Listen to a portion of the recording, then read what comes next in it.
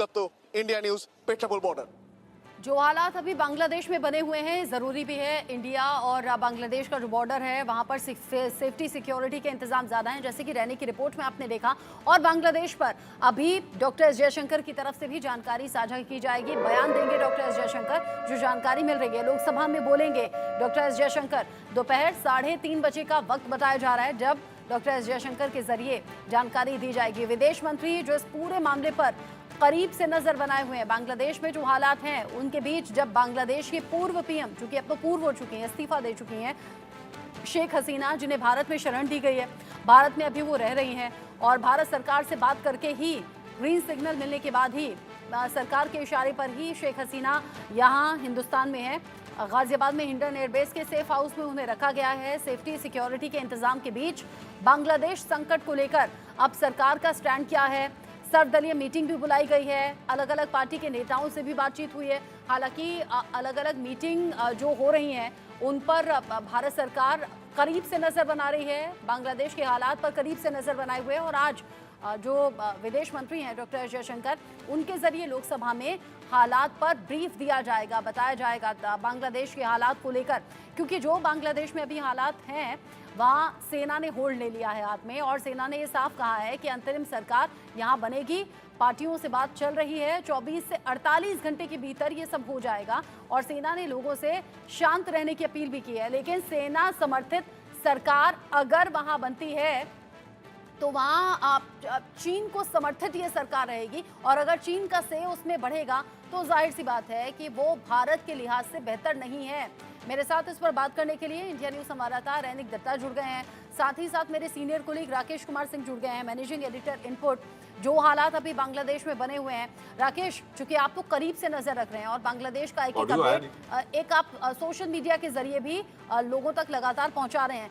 बांग्लादेश के जो हालात अभी हैं, भारत सरकार लगातार मीटिंग्स कर रही है, सर्वदलीय मीटिंग भी की गई है, अभी अपडेट क्या है? डॉक्टर एस जयशंकर क्या बोलने वाले हैं, क्या बताने वाले हैं?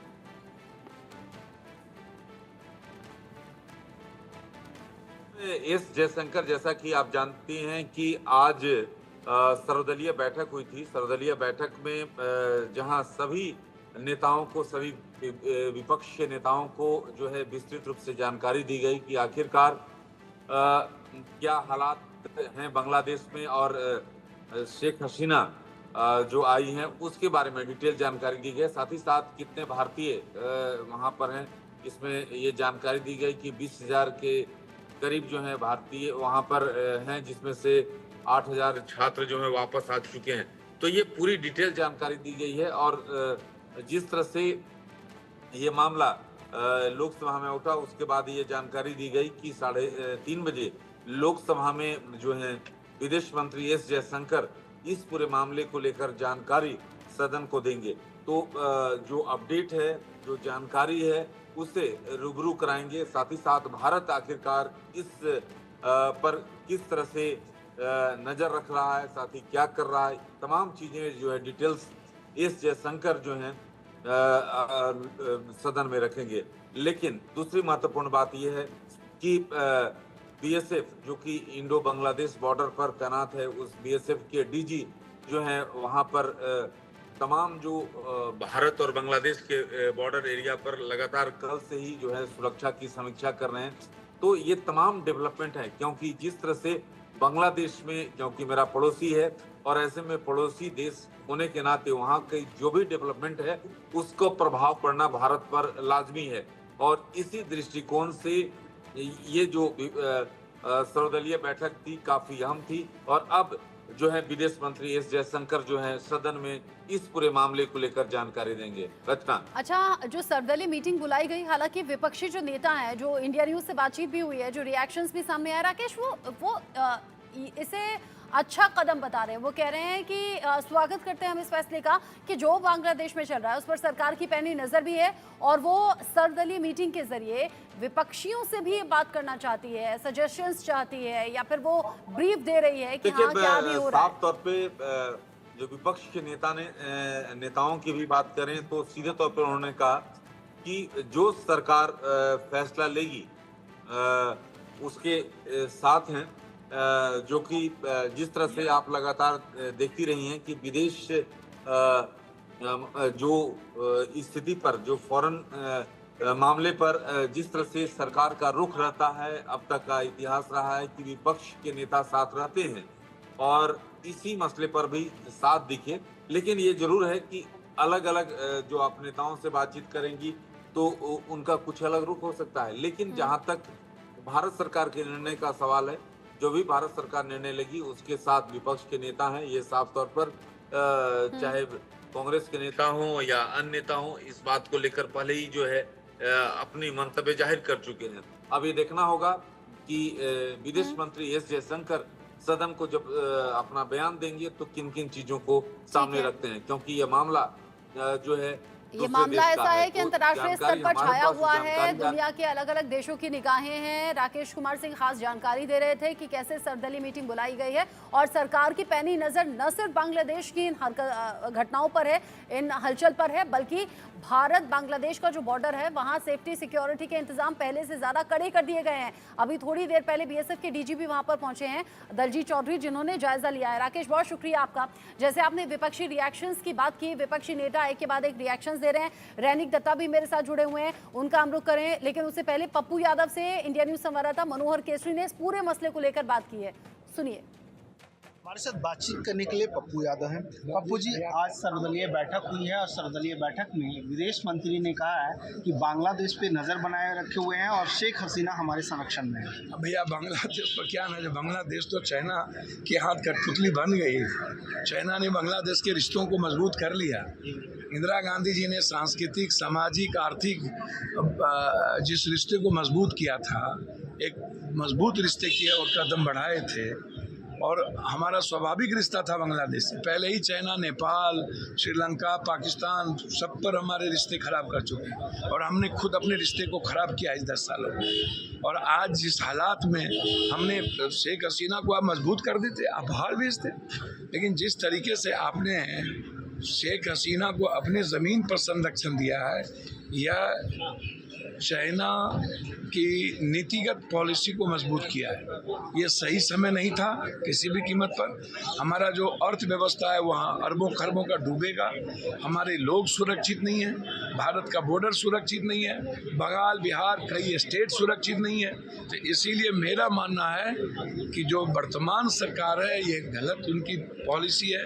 अविलंब शेख हसीना को लंदन हो, जहाँ दुनिया में जाए, आप संरक्षित करके भेज दीजिए, लेकिन अपनी ज़मीन शेख हसीना को नहीं देना चाहिए। मैं ऐसा मानता। मतलब आप ये कह रहे हैं शेख हसीना का यहाँ लाना भारत के लिए, भारत के रिश्तों के लिए, भारत के भविष्य के लिए, जिस रिश्ते को इंदिरा गांधी जी ने मुकम्मल तौर पर पाकिस्तान से बांग्लादेश को अलग करके उस रिश्ते को बनाया था, आज हमने फिर उस रिश्ते को ख़त्म कर दी और भविष्य जो हमारा पड़ोसियों के साथ एक बांग्लादेश स्वाभाविक रिश्ता था वो ख़त्म किया। क्योंकि अल्पसंख्यकों को भी निशाना बनाया जा रहा है वहाँ पर, लगातार उस तरह की वीडियो भी आ रही है। सर, मैं तो कह ही रहा हूँ कि इस रिश्ते के लिए कौन तैयार? हमेशा हर बातों के लिए राजनीति करना ये कहाँ से संभव है?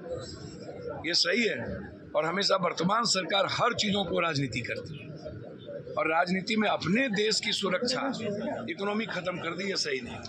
धन्यवाद। मनोहर केसरी, इंडिया न्यूज़, दिल्ली। विपक्षी लीडर्स का रिएक्शन सामने आ रहा है। सरकार की पैनी नजर है। सरकार दावा कर रही है कि हमने सेफ्टी सिक्योरिटी भी भारत बांग्लादेश के बॉर्डर पर बढ़ा दी है। पेट्रोपोल बॉर्डर से रैनिक दत्ता सुबह लाइव रिपोर्ट कर रहे थे। रैनिक एक बार फिर से मेरे साथ में जुड़ गए हैं। रैनिक, बांग्लादेश में जो हालात हैं कल से थोड़ा बहुत सुधरे हैं, लेकिन ऐसा नहीं है पूरी तरह से प्रदर्शन या हिंसा खत्म हो गई हो। अभी भी छिटपुट घटनाएं सामने आ रही हैं और इन सब के बीच ही वो लोग जो कि बांग्लादेश में फंसे हुए थे उनका भारत में आना जारी है। हालांकि पूरी सघन चेकिंग के बाद पूरे सेफ्टी सिक्योरिटी के इंतजामों के बीच में अभी अपडेट क्या है? क्या आप अभी भी पेट्रोपोल बॉर्डर पर मौजूद हैं? और थोड़ी देर पहले तो बीएसएफ के डीजीपी वहां पहुंचे थे।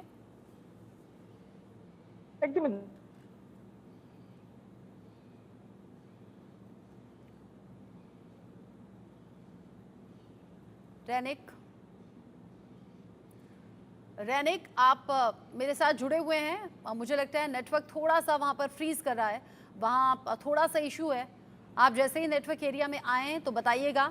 फिलहाल वो तस्वीरें हम दर्शकों को दिखा रहे हैं जहां पर बीएसएफ के डीजी पहुंचे भारत बांग्लादेश बॉर्डर, पेट्रोपोल बॉर्डर पर, जहां पर सेफ्टी सिक्योरिटी के इंतजाम पहले से ज़्यादा बड़े हैं और ज़्यादा बढ़ा दिए गए हैं। आप देखेंगे उस तरफ बांग्लादेश है, इस तरफ भारत है और यहाँ इस बॉर्डर से अगर आप यहाँ भारत की सीमा में रहते हुए ही यहीं खड़े होकर देखें तो दैनिक सुबह ये लाइव अपडेट में बता रहे थे कि अगर आप यहाँ खड़े होकर देखें तो कल वहाँ की हिंसा आपको नज़र आ रही थी। साथ ही साथ आप ये भी देख रहे थे कि वहाँ पर जैसे ही पूर्व पीएम शेख हसीना ने इस्तीफा दिया तो वहाँ पर जश्न का माहौल भी शुरू हो गया था। अब ऐसे में सेफ्टी सिक्योरिटी के इंतजाम में रैनिक हम तक ताज़ा अपडेट पहुँचाएं, लेकिन उससे पहले जैसे आपने पप्पू सिंह को सुना, बीजेपी के भी कुछ रिएक्शन सामने आ रहे हैं। इंडिया न्यूज़ संवाददाता संजय सिंह ने बात की है, सुन लेते हैं। लहर सिंह जी हमारे साथ में मौजूद है। लहर सिंह जी, बांग्लादेश पर जिस तरीके की त्रासदी हुई है, जिस तरीके के हालात बिगड़े हैं, उस पर आपका क्या कहना है सर? क्योंकि बांग्लादेश के प्रधानमंत्री को भारत में आकर के शरण लेनी पड़ी। मुझे लगता है कि भारत सरकार और हमारे आदरणीय प्रधानमंत्री जिस पर नजर रखे हुए हैं और समुचित कार्रवाई करेंगे, और मैं समझता हूँ किसी के लिए चिंता का विषय ज्यादा नहीं होना चाहिए। और हमारी सेना भी सक्षम है और भारत सरकार सक्षम है इन किसी स्थिति से निपटने के लिए, और आने वाले दिनों में ये सब स्पष्ट हो जाएगा। लहर सिंह जी, एक सवाल ये भी उठता है कि जिस तरह से भारत ने शरण दी है उसको लेकर के बांग्लादेश में भी नाराजगी है, पाकिस्तान में जश्न मनाया जा रहा है। ये देखिए, इसके बारे में भी कोई जानकारी नहीं है कि शरण दी गई या नहीं दी गई है। ये बहुत सेंसिटिव विषय है, इस पर समुचित समय पर हमारे विदेश मंत्रालय इस पर स्पष्टीकरण देगा, तब हम कोई टिप्पणी करेंगे। लहर सिंह जी, जिनका कहना है कि भारत की सरकार और भारत की सेना दोनों सक्षम है बांग्लादेश के हालात से निपटने के लिए। Sanjay Sharma, India news, Delhi. तो जिस तरीके के हालात अभी हैं, बीजेपी कह रही है सरकार की पूरी नज़र है, जो ज़रूरी इंतज़ाम है वो सरकार कर रही है और फिलहाल शेख हसीना के अगले कदम पर भी निगाहें हैं कि क्या वो अगला टेक लेती हैं। और सबसे बड़ी बात ये, बांग्लादेश में हालात अब कब सुधरेंगे और किस तरीके से सुधरेंगे, और अगर सेना समर्थित सरकार वहाँ पर बनती है तो उसमें चीन का कितना हाथ रहेगा। अगर चीन समर्थित सरकार बनती है तो जाहिर सी बात है वो भारत के लिहाज से ठीक नहीं होगा। पिछले ही दिनों नेपाल और चीन के बीच में कुछ ऐसे आपस में समझौते हुए हैं जो भारत विरोधी हैं। ऐसे में जो चीन का सेब बढ़ता हुआ नजर आ रहा है, अलग अलग देशों से हलचल और इस तरह के असंतोष की खबरें हैं। मेहंदी गर्ग जो बांग्लादेश की इस खबर पर निगाह बनाए हुए हैं, एक रिपोर्ट मेहंदी ने फाइल की है, एक बार देख लेते हैं। कल बांग्लादेश से बड़ी खबरें सामने आई जब एक सिविल वॉर के चलते बांग्लादेश के प्रधानमंत्री शेख हसीना बांग्लादेश और अपना देश छोड़कर वहां से निकल गई और उसके बाद वो भारत पहुंची अपनी बहन के साथ। लेकिन जानकारी के लिए बता दें, ये पहली बार नहीं है जब शेख हसीना अपने परिवार के साथ भारत आई है, क्योंकि हिस्ट्री में एक बार पहले भी ऐसा हो चुका है जब एक बड़े वॉर के चलते, एक बड़े मैसेकर के चलते शेख हसीना को अपना देश छोड़ना पड़ा था और तब भी उन्होंने भारत में शरण ली थी। और जब सरकार थी प्रधानमंत्री इंदिरा गांधी की, और फिलहाल हम मौजूद हैं पंडारा रोड पर जो दिल्ली के लुटियंस दिल्ली में मौजूद है। यहाँ की तस्वीरें हम आपको दिखा रहे हैं और 1975 से 1981 तक बताया जाता है कि एक छुपी हुई आइडेंटिटी के साथ शेख हसीना अपने परिवार यानी कि अपने पति, अपने बच्चे और अपनी बहन के साथ ये पंडारा रोड के किसी एक घर में 6 साल तक यहाँ पर रही थी। और वो भी जो दौर था वो कोई आसान दौर नहीं था शेख हसीना के लिए, क्योंकि उस समय भी उनकी जो परिवार है उनके खिलाफ बगावत छिड़ी हुई थी और उनके पिताजी का जो मर्डर है वहां पर मैसेकर जो है बांग्लादेश में किया गया था, जिसके चलते शेख हसीना को बांग्लादेश छोड़ना पड़ा था और अपने परिवार वालों के साथ उन्हें देश से भारत आना पड़ा था।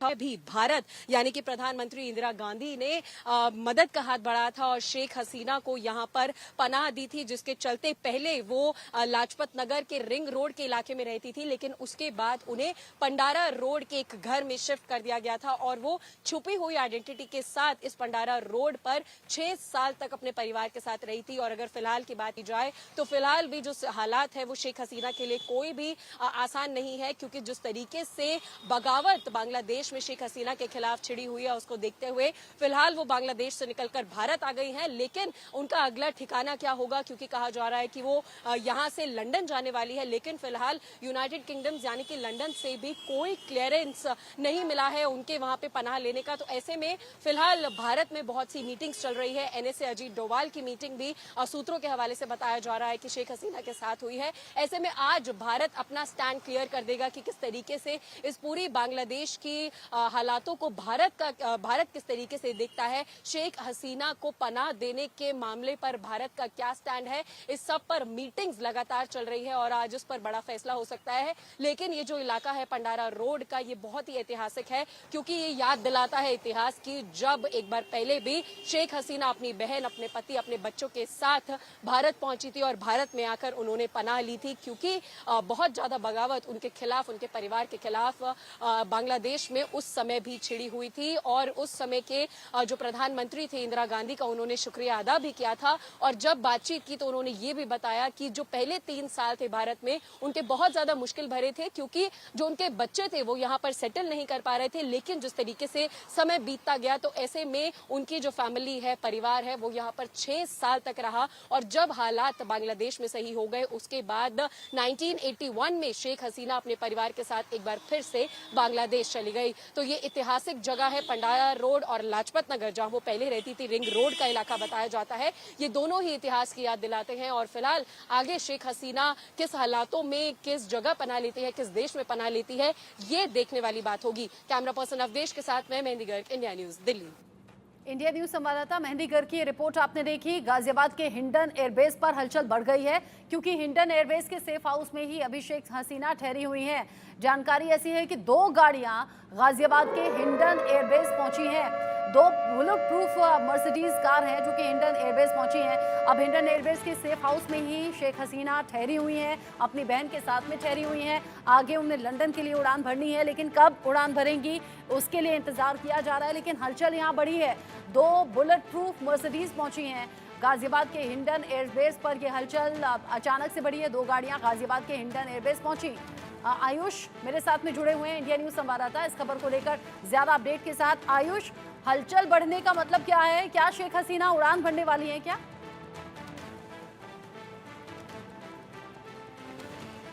देखिए, जिस प्रकार से आधा घंटा पहले हमने बताया था कि 2 bullet proof high security VVIP fleet की गाड़ियां इसी गेट से हिंडन एयरबेस के अंदर गई है। शेख हसीना जहां पर सेफ हाउस के अंदर मौजूद है। यहां पर अब कयास ये लगाया जा रहा है कि क्या कारण हो सकता है जिसकी वजह से वो गाड़ियां, जो वीआईपी फ्लीट की बुलेट प्रूफ गाड़ियां थी, वो अंदर गई। देखिए, यहाँ पर 2 चीज़ें हो सकती है। पहला ये कि इन हाउस मूवमेंट यानी कि जहाँ पर इस वक्त शेख हसीना मौजूद है, जिस सेफ हाउस में वो मौजूद है, वहाँ पर इंटरनल मूवमेंट उन्हें करनी हो, किसी मंत्री से मिलना हो, कोई डेलीगेशन से मिलना हो, एम्बेसी के कुछ लोग उनसे मिलने जाए, तो ऐसे में उन गाड़ियों का इस्तेमाल किया जाएगा।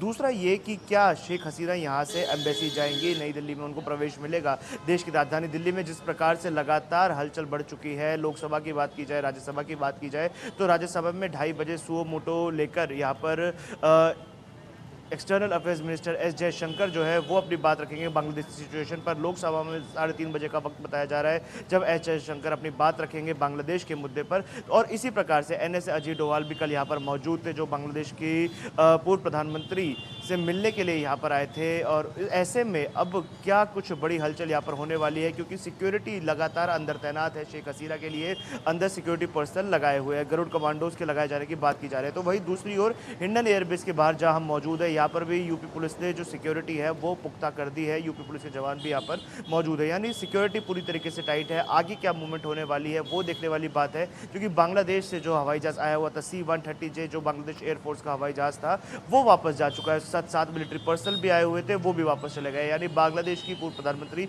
शेख हसीना की पूरी सिक्योरिटी इस वक्त भारत के हाथ में है, और भारत पूरी तरीके से शेख हसीना की जो सुरक्षा है उसके बंदोबस्त को कड़े कर कर रख रहा है। जी, अब यहाँ जिस प्लेन से आई थी वो प्लेन वापस जा चुका है, बाकी जो जवान थे उनके साथ वो जा चुके हैं।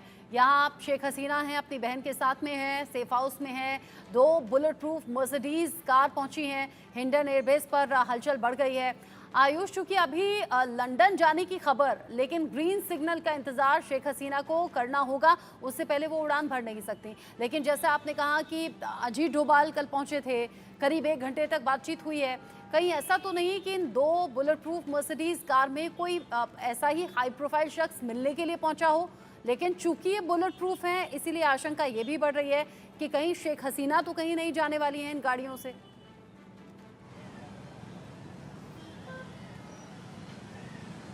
बिल्कुल, देखिए जो दोनों कयास लगाए जा रहे हैं, यही कयास इस वक्त हमारी तरफ से भी है, क्योंकि उस गाड़ी से कौन गया था इसके बारे में जाहिर सी बात है जानकारी नहीं मिलेगी। सुरक्षा का जो हवाला यहाँ पर दिया गया है, जो मीडिया है उनको भी ये बैरिकेड से पीछे रुकने के लिए कहा गया है, आगे जाने की इजाज़त नहीं है, क्योंकि एयरबेस है, एयरबेस के अपने प्रोटोकॉल्स होते हैं, अपनी सुरक्षा होती है, अंदर वीडियोग्राफी भी अलाउड नहीं है, फोटोग्राफी भी अलाउड नहीं है। तो किसकी मूवमेंट हो रही है वो हम ज़्यादा से ज़्यादा बाहर से देख सकते हैं। और ऐसी जो VIP फ्लीट की गाड़ियाँ होती है, ये अक्सर काले शीशों में होती है, यानी अंदर कौन बैठा है, किस जगह पर बैठा है, कौन व्यक्ति है, इसके बारे में कोई जानकारी बाहर से नहीं लगाई जा सकती। लेकिन बात की जाए कि क्या शेख हसीना यहाँ से बाहर जाएंगी या नहीं, इसको लेकर अभी भी संशय बना हुआ है, क्योंकि देखिए इस वक्त वो जहाँ पर मौजूद है वो सेफ हाउस है, और ऐसे में उन्हें कहीं भी बाहर लेकर जाना वो खतरे से खाली नहीं है, क्योंकि उनके लिए कई लोग ऐसे हैं जो लगातार साजिश कर रहे हैं कि किसी तरीके से शेख हसीना पर हमला किया जा सके। ये स्थिति बांग्लादेश में कल हमें देखने को मिल गई थी।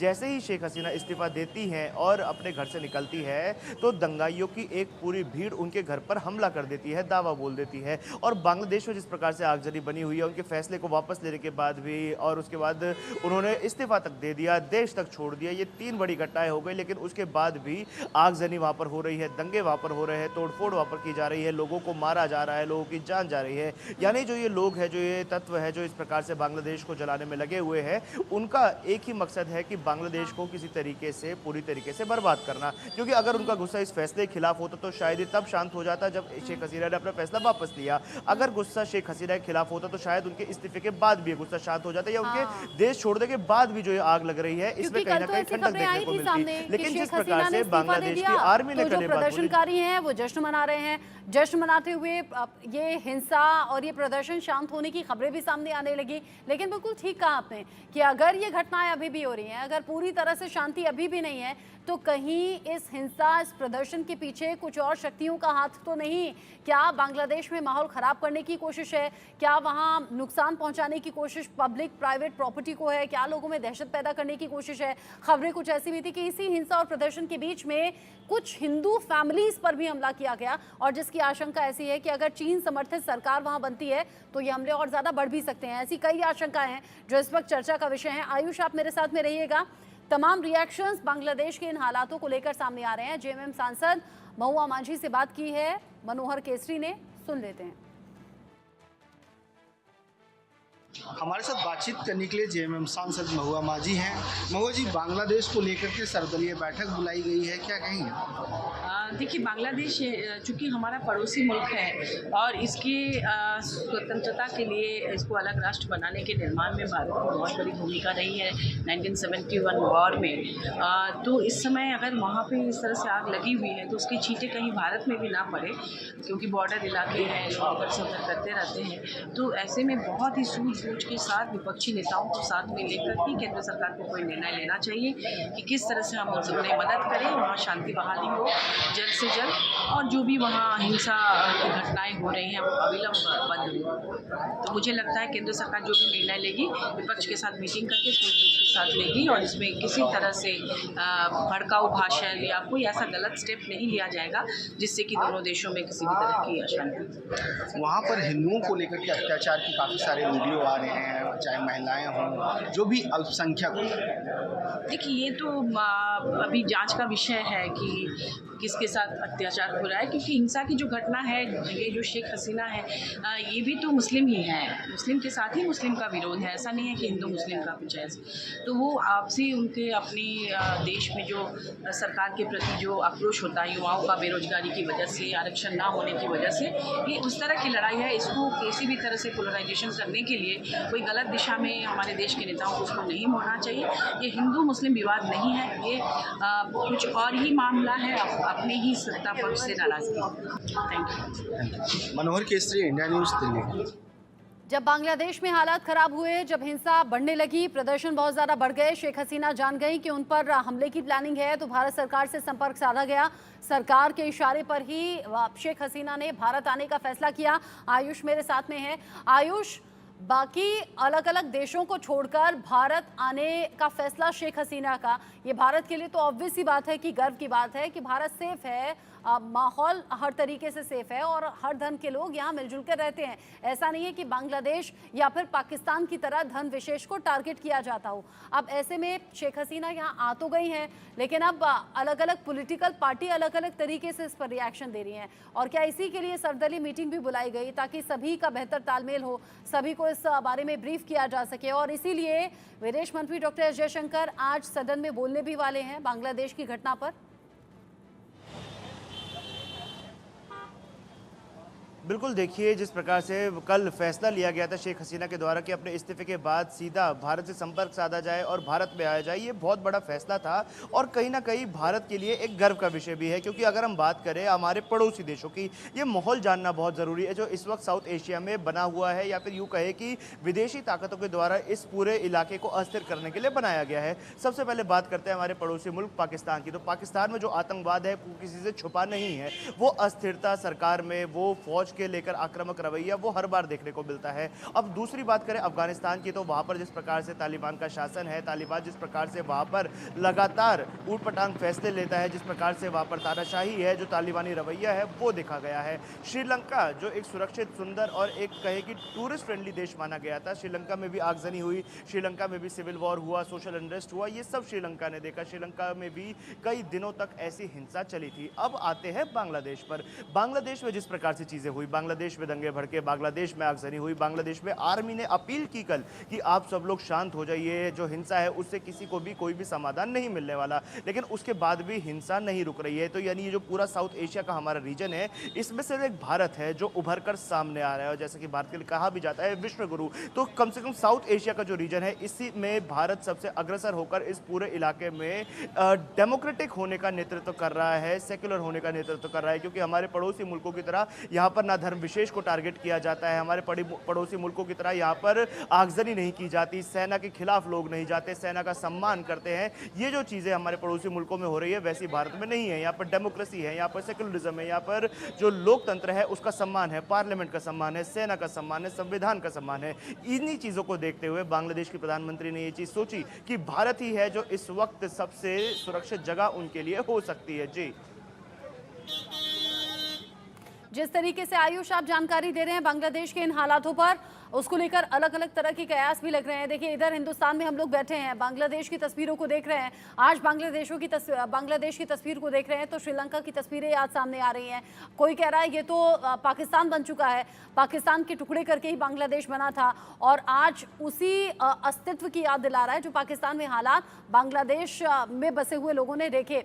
आयुष, आप रहिएगा मेरे साथ में। जो हालात अभी बांग्लादेश में हैं, इसके कुछ अहम किरदार भी हैं जो निकलकर सामने आ रहे हैं। बांग्लादेश में हालात कैसे हुए, कैसे इन हालातों तक बांग्लादेश पहुंच गया और कैसे वहां आम लोग अब इस मुसीबत को झेल रहे हैं। और सबसे बड़ी बात ये कि वहां पर जो हिंदू हैं उन पर हमले कैसे बढ़ गए हैं या फिर कैसे आगे आने वाले वक्त में बढ़ सकते हैं। लेकिन जो तीन अहम किरदार हैं वो आप जान लीजिए। बांग्लादेश में तख्ता पलट हुआ है और इसके पीछे कौन कौन से बड़े किरदार हैं वो आप जानेंगे। तो उसमें सबसे पहला नंबर आएगा, आप अब ये सोचिए कि इनकी तो किस्मत जैसे चमक गई है। ये खालिदा जिया हैं जो प्रमुख विपक्षी नेता हैं जिन्हें अब जेल से रिहा किया जाएगा और इनकी किस्मत चमक गई है बांग्लादेश में इन हालातों के बीच में। साथ ही साथ जो दूसरा अहम किरदार है वो है मोहम्मद यूनुस, नोबेल पुरस्कार भी इन्हें मिला है, मुख्य सलाहकार अंतरिम सरकार ये हो सकते हैं। ये अहम किरदार यहाँ बांग्लादेश में इन हालातों में निभाते हुए नजर आएंगे। और जो तीसरा बड़ा चेहरा है वो है वकार उस जमान का, जिन्हें हमने कल प्रेस कॉन्फ्रेंस करते हुए देखा था।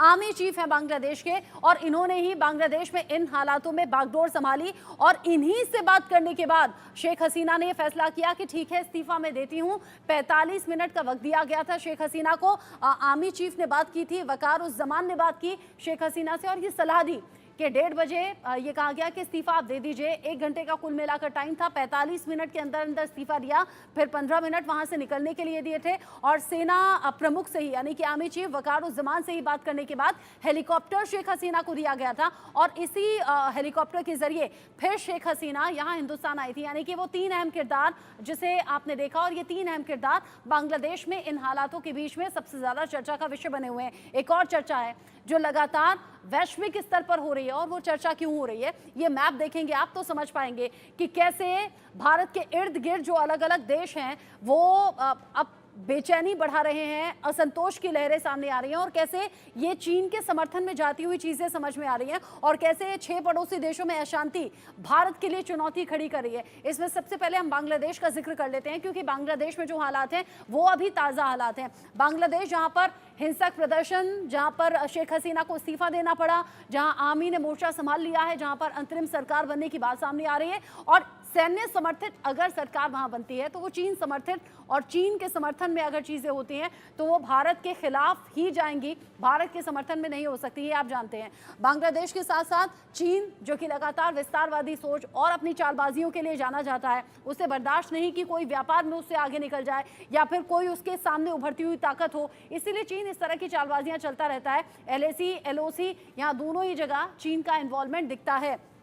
साथ ही साथ नेपाल आप जान लीजिए जहां पर KP शर्मा ओली जिस तरीके से बागडोर संभाली है और पिछले ही दिनों नेपाल और चीन में कई ऐसे समझौते हुए हैं जो भारत विरोधी हैं।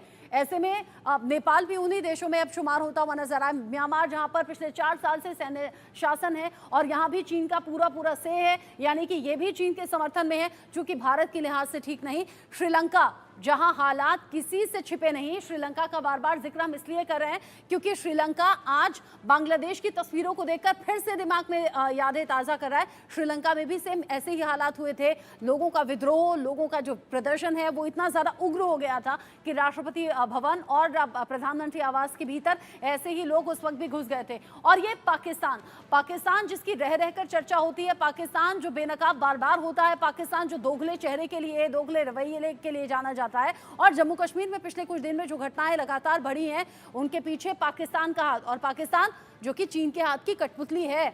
यानी कि इन 6 देशों में जो हलचल है, इन 6 देशों का जो अपडेट है वो चीन से जुड़ा हुआ है और अगर चीन इस तरीके से कदम आगे बढ़ाता है तो ये भारत के लिहाज से ठीक नहीं। आगे इस खबर से जुड़ा हुआ जो भी अपडेट होगा पहुंचाएंगे आप तक। आयुष हमारे साथ में जुड़े हुए थे। आयुष, बहुत शुक्रिया ये सभी जानकारी दर्शकों तक पहुंचाने के लिए। एक बहुत छोटा सा ब्रेक यहाँ पर ले रहे हैं, लौटेंगे।